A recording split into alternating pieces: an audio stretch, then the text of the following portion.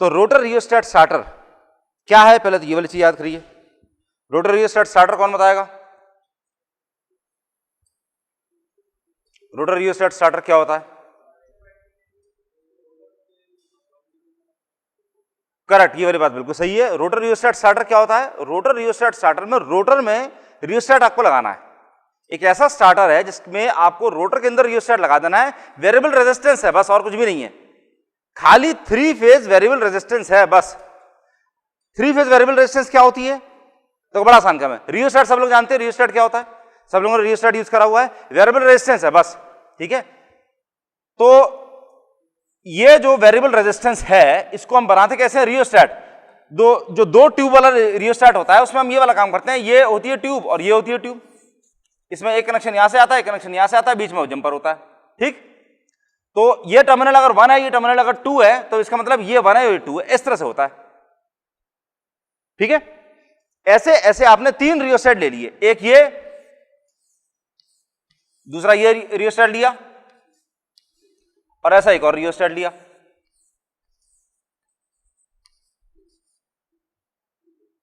ठीक।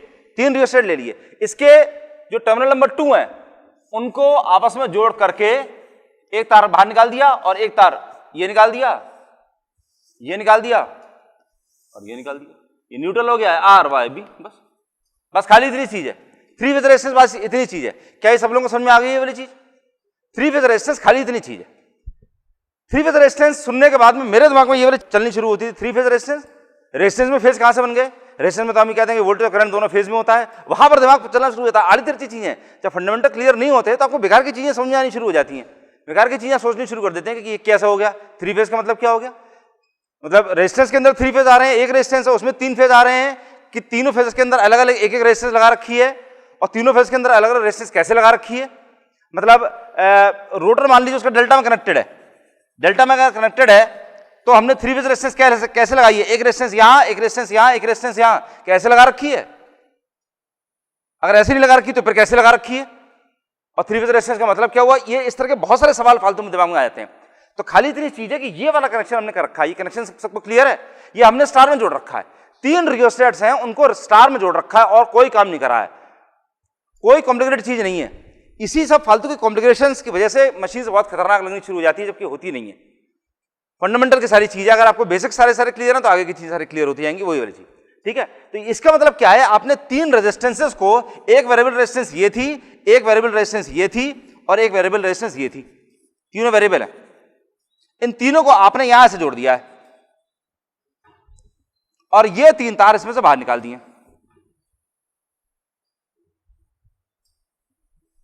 बस खाली ये वाला काम कर रखा है। That's all. This is a 3 phase resistance, nothing else, and this is a rotor rheostat starter. यही रोटर रियोस्टेट स्टार्टर है, रोटर के अंदर वाइंडिंग कर रखी है। So this method is applicable only to a special type of induction motor. कौन सी motor? Slip ring.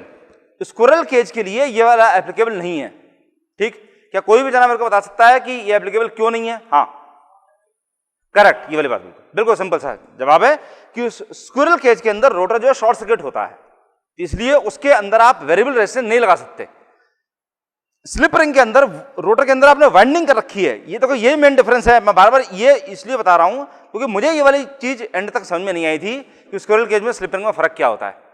Squirrel cage के अंदर रोटर में कॉपर के बार लगा करके आपने शॉर्ट सर्किट कर रखा है, बेसिकली पिंजरा बना रखा है, शॉर्ट सर्किट है। और स्लिप रिंग के अंदर आपने रोटर के अंदर वाइंडिंग कर रखी है। तो रोटर में जो वाइंडिंग कर रखी है तो वो 3 फेज स्टार में कनेक्टेड है। रोटर के अंदर 3 अलग अलग 3 फेज की वाइंडिंग है। एक फेज की वाइंडिंग ये रही, दूसरे फेज की वाइंडिंग ये रही, तीसरे फेज की वाइंडिंग ये रही। ये तीनों वाइंडिंग्स रोटर के अंदर कर रखी हैं। अब इसको आपने स्टार में जोड़ दिया। स्टार का मतलब क्या होगा? ये तीनों आपस में जोड़ दिए और ये तीनों तार फ्री हो गए। ये एक तार इसमें जोड़ दिया, ये एक तार इसमें जोड़ दिया, ये एक तार इसमें जोड़ दिया, तो ये भी स्टार में, ये भी स्टार में। ये दिख रहा है सब लोगों को? ये दोनों कनेक्शन स्टार में ही है, खाली उसमें स्टार की पोजीशन में बना रखा है, इसमें स्टार की पोजीशन में नहीं बनाया हुआ है, बट इलेक्ट्रिकली स्पीकिंग दोनों कनेक्शन बिल्कुल सेम है, ठीक। तो ये स्टार में जो रोटर कनेक्टेड था, उस रोटर के साथ में आपने स्टार में रेजिस्टेंस लगा दिया। अब इससे फायदा क्या होगा? ये बिल्कुल वैसी बात है, ये कहना है कि जैसे मान लीजिए आपका जो रोटर था, वो रोटर स्टार में जो था वो बेसिकली इस तरह का था। अच्छा, और इसके बाद क्या है, जब आप नॉर्मल केस में जब इंडक्शन मोटर रन कर रहे हैं, जब इंडक्शन मोटर रन हो रही है, स्टार्टिंग में आपने कुछ ना कुछ लगाया, कुछ हटाया, जो कुछ भी करा, लेकिन एक बार जब नॉर्मल रनिंग स्टार्ट हो गई, उस टाइम रोटर के इक्विवेलेंट सर्किट डायग्राम क्या होता है, रोटर का सर्किट क्या होता है, रोटर में यही सर्किट होता है, रोटर के अंदर यही तीनों फेज वाइंडिंग्स हैं, 3 फेज की वाइंडिंग हो रखी है, और इसके अलावा ये पॉइंट और ये पॉइंट, ये तीनों पॉइंट आपस में शॉर्ट सर्किट हो रहे हैं। ये पॉइंट है, जिस टाइम नॉर्मल रनिंग चल रही है इंडक्शन मोटर, जब नॉर्मल केस में रन कर रही है, उस टाइम ये तीनों एजेस शॉर्ट सर्किट है। इसका मतलब क्या है, यहां पर ये स्क्विरल केज जैसी बन गई है, थोड़ी थोड़ी स्क्विरल केज के अंदर भी रोटर के अंदर शॉर्ट सर्किट कर रखा है, इसमें भी आपने रोटर के अंदर पूरा शॉर्ट सर्किट कर रखा है, पूरा ये वाला काम कर रखा है। क्यों ऐसा कर रखा है, क्योंकि शॉर्ट सर्किट अगर आपने नहीं करा, ओपन छोड़ दिया, तो क्या होगा, ईएमएफ इंड्यूस नहीं होगा। क्यों नहीं होगा, करंट नहीं फ्लो करेगी, दैट्स करेक्ट। मेन चीज क्या है, इसके अंदर करंट फ्लो नहीं कर सकती, ईएमएफ इंड्यूस हो जाएगा, ईएमएफ तो इंड्यूस हो जाएगा, ईएमएफ इंड्यूस हो जाएगा, लेकिन करंट फ्लो नहीं करेगी इसके अंदर। करंट फ्लो करने के लिए क्लोज पाथ चाहिए, वो क्लोज पाथ आपको इसमें नहीं मिल रहा है, तो करंट इसमें फ्लो नहीं करेगी। करंट फ्लो नहीं करेगी तो इसमें क्या नहीं बनेगा, torque, because torque is proportional to phi I cos phi 2, इसलिए टॉर्क इसके अंदर नहीं बनेगा। तो टॉर्क बनाने के लिए जरूरी क्या है कि इसके अंदर जो रोटर जो है, रोटर के अंदर तीनों और आसानी से समझिए, और आसान तरीके से समझिए। अभी भी हो सकता है ये वाली चीजें क्लियर नहीं हुई हूं, क्योंकि समझना थोड़ा मुश्किल काम होता है। देखो, ये इंडक्शन मोटर है, इसमें यहां तक का स्टेटर है और ये रोटर है। इस डायग्राम के अंदर गलती क्या है, एयर गैप, दैट्स करेक्ट। ये शाफ्ट बाहर निकल रही है, ठीक है, ये शाफ्ट बाहर निकल रही है, ये स्टेटर है, ये रोटर है।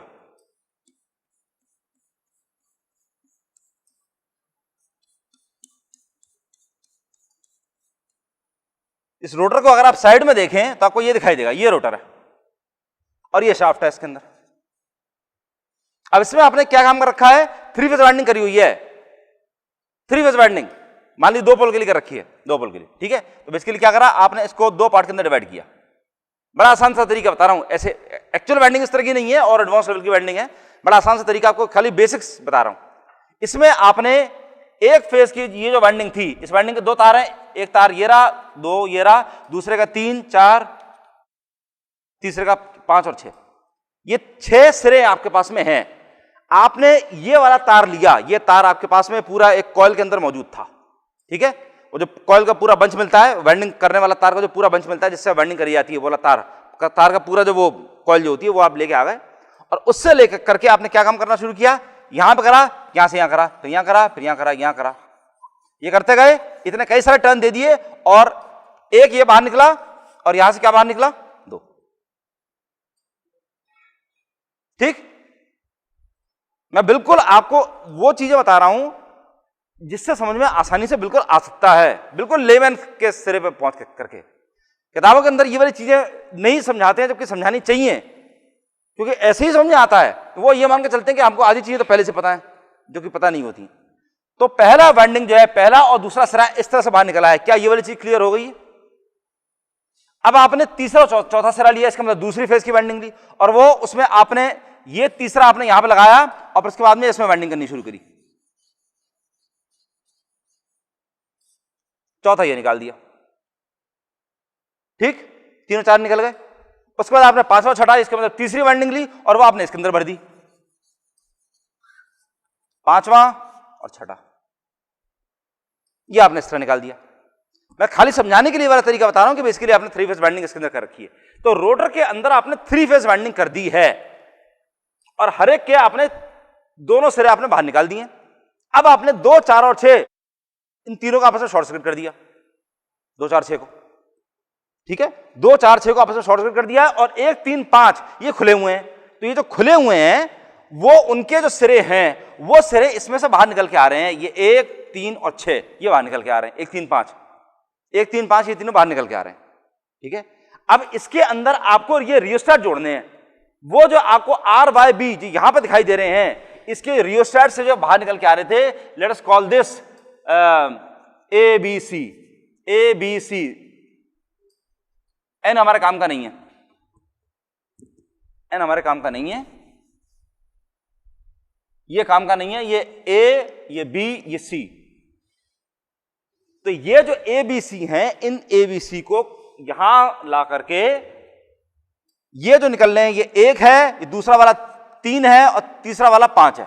ये 1 3 5 में आपको ए बी सी तीनों जोड़ देने, ठीक है। ये है बिल्कुल बेसिक्स पर जाकर के, इससे ज्यादा सिंपल चीज पॉसिबल है नहीं। 3 रियोस्टेट हैं और रोटर के अंदर 3 फेज वाइंडिंग कर रखी है, जिसमें से 1 3 5 आपने बाहर निकाल रखे हैं। इन 1 3 5 में आपको ए बी सी ला करके इसके अंदर जोड़ देने हैं, बस खाली इस तरह से काम। उससे फायदा यह होगा कि इसका जो इक्विवेलेंट सर्किट वो इस तरह का था,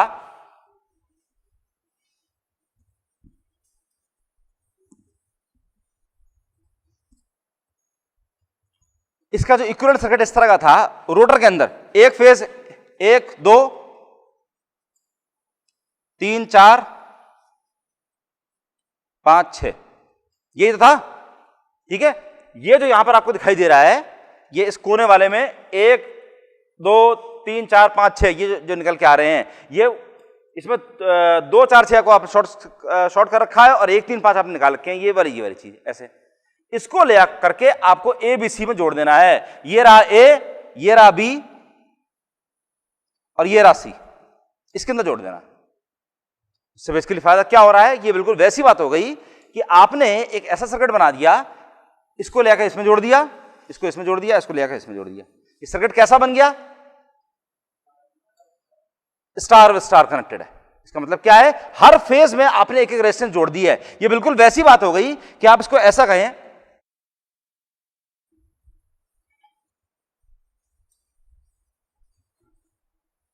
आप इसको ऐसा कह रहे हैं, ये था,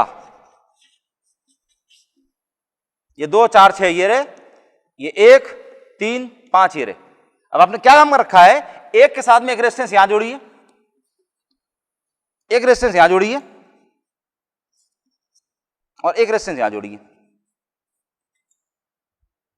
इसके जो बचे हुए सिरे हैं, ये इन तीनों सिरों के साथ में क्या हो रहा है, शॉर्ट सर्किट है। दैट्स करेक्ट, बिल्कुल सही बात है। ये इसके साथ में जुड़ा हुआ है और ये इसके साथ में जुड़ा हुआ है, इसका मतलब ये वाला इसके साथ में, तीनों आपस में जुड़े हुए हैं।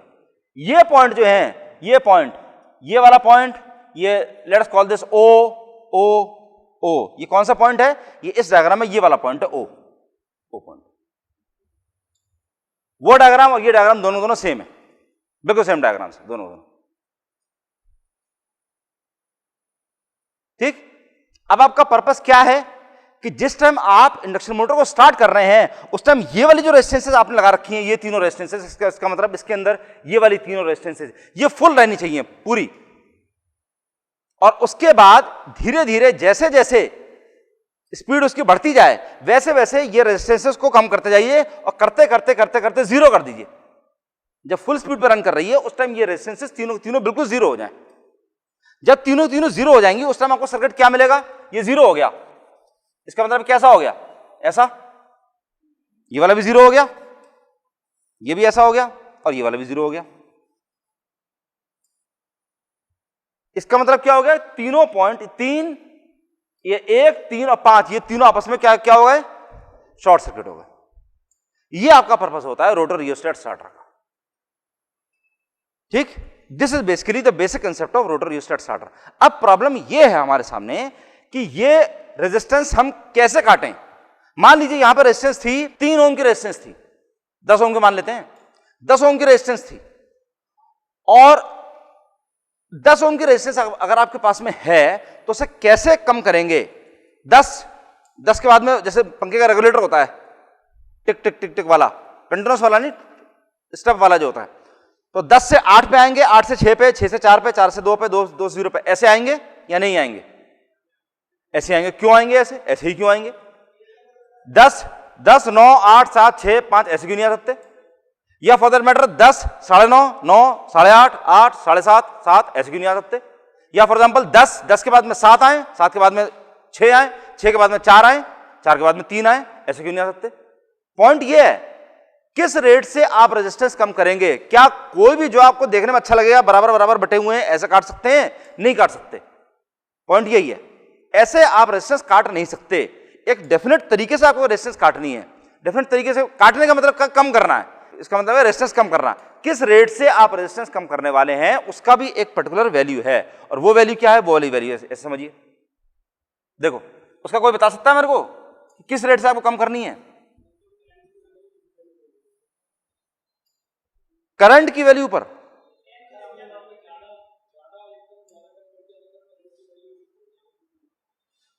तो रेजिस्टेंस आप बिल्कुल धीरे धीरे कम करिए, 10, 9.9, 9.8, 9.7। क्यों? वही तो मैं पूछना चाह रहा हूं कि आप बहुत जल्दी से कम भी नहीं कर सकते, बहुत धीरे धीरे भी कम नहीं कर सकते। किस वैल्यू से कम करेंगे, उसकी वैल्यू कैसे मिलेगी आपको? उसका जवाब कोई भी मेरे को जवाब ना बताए, उसका कोई अड़ोस पड़ोस की कोई चीज बता दे मेरे को। किसके हिसाब से? लेंथ और एरिया ना,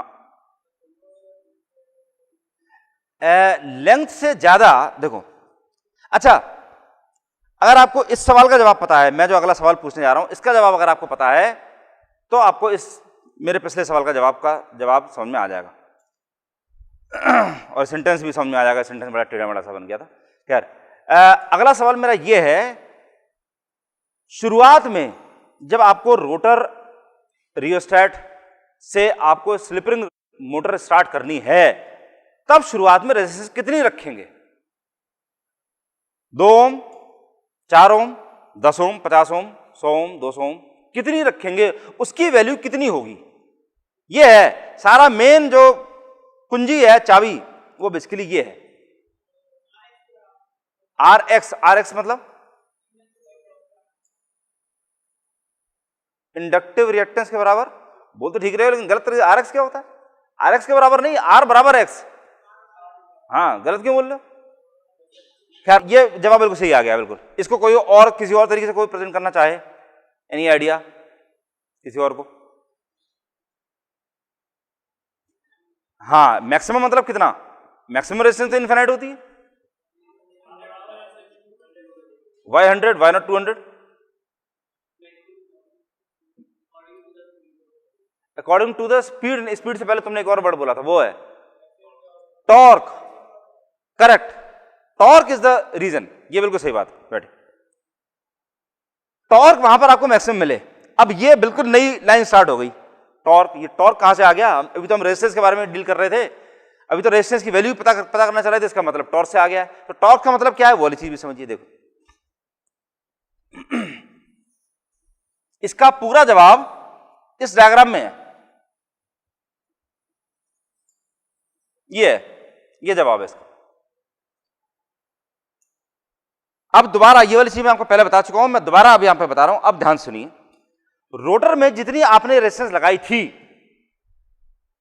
मान लीजिए आपने पूरी जीरो रखी होती, ये भी जीरो है, ये भी जीरो है, ये भी जीरो है, इसका मतलब ये 1, 3 और 5 तीनों आपस में शॉर्ट सर्किट कर रखे हैं, रेजिस्टेंस लगाई ही नहीं है, कोई रेजिस्टेंस नहीं लगाई है। और फिर उसके बाद अगर आप इंडक्शन मोटर स्टार्ट कर देते हैं तो कर्व आपको ये मिलने वाला है। ये मैक्सिमम टॉर्क है, टी मैक्स।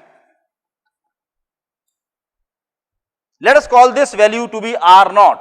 ये आर नॉट, इसकी अपनी वाइंडिंग की जो अपनी थोड़ी बहुत रेजिस्टेंस थी, that is basically per phase value, that is R naught. ये आर नॉट है, ठीक है। आर नॉट रेजिस्टेंस पर आपने इंडक्शन मोटर स्टार्ट करी तो आपको ये वाला कर्व मिल रहा है, ये वाला कर्व मिला, ठीक। अब देखो कर्व, देखो ये कर्व है, ये वो कर्व है जिसमें this is basically the T max, और टी मैक्स ये एस मैक्स पर आ रहा है। ये स्लिप की वैल्यू है, कोई स्लिप की वैल्यू है। स्लिप की वैल्यू बाद में यहां पर कितनी है?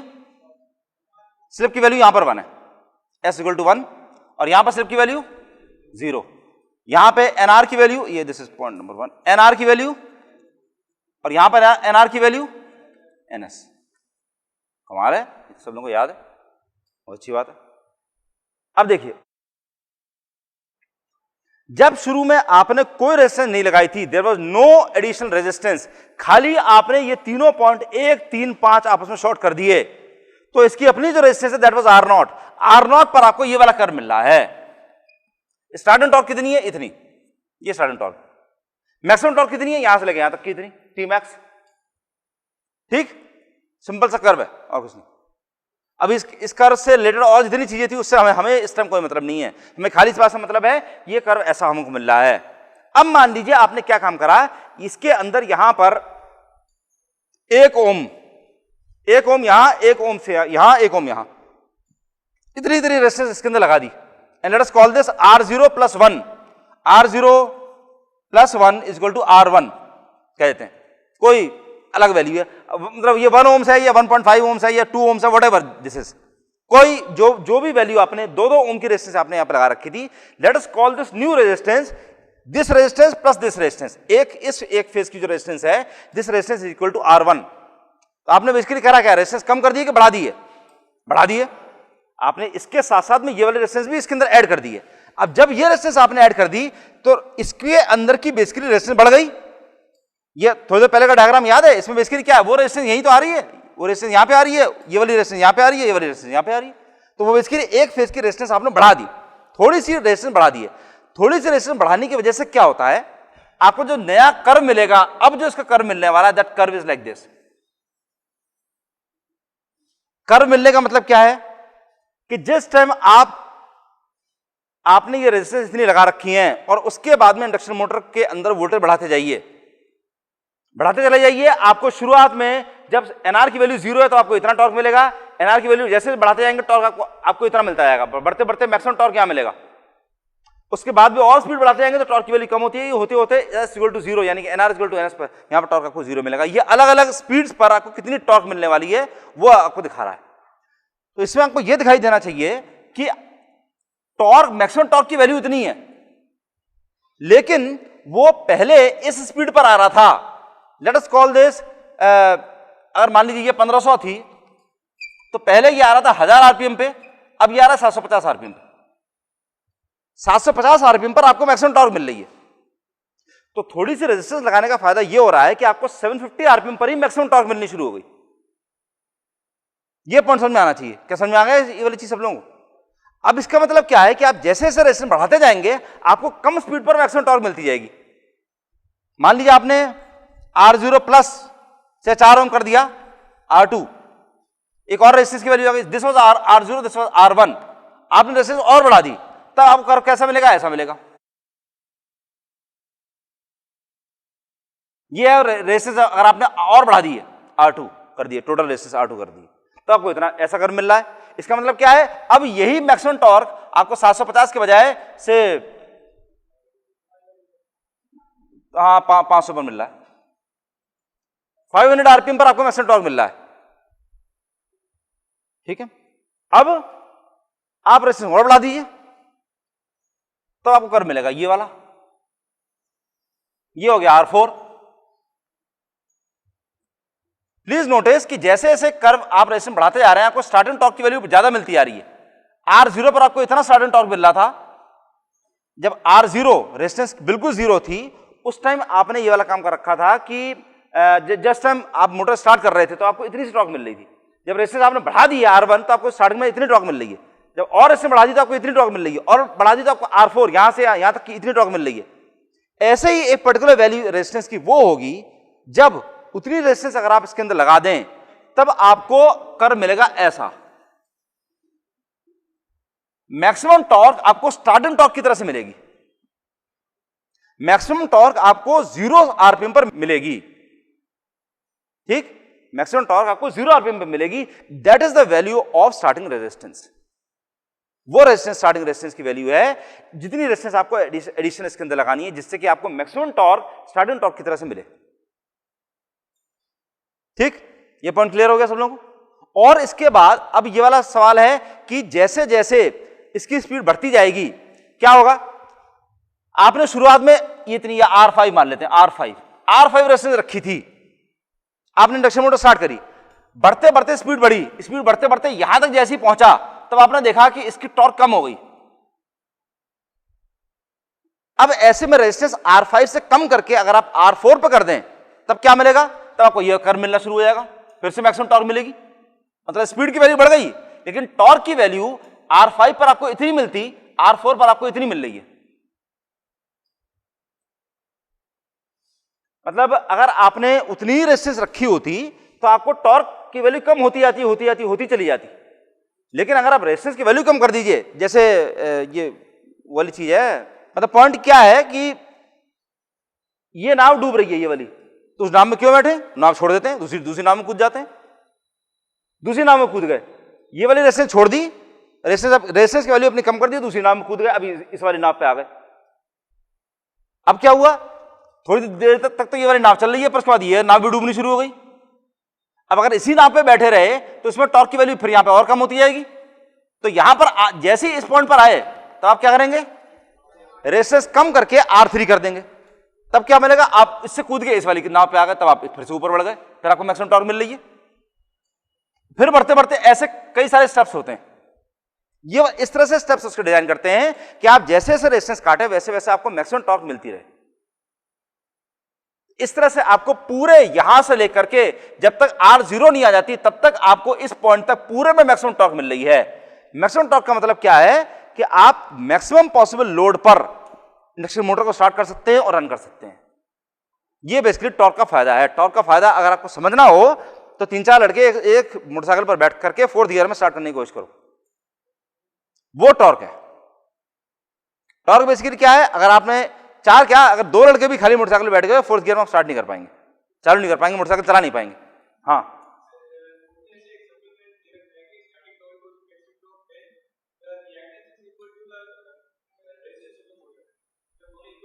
बिल्कुल सही बात है। किसी तो ये जो मैक्सिमम टॉर्क है वो आपको 0 आरपीएम से कम पे मिलना शुरू हो जाएगा, तो आपको ये मिलना शुरू हो जाएगा, ये हो जाएगा। आपको मैक्सिमम टॉर्क मिल रहा है, रेजिस्टेंस अगर आपने और बढ़ा दी तो मैक्सिमम टॉर्क मिल रहा है, लेकिन वो 0 से कम स्पीड में मिल रहा है, ये तो नेगेटिव स्पीड में मिल रहा है आपको।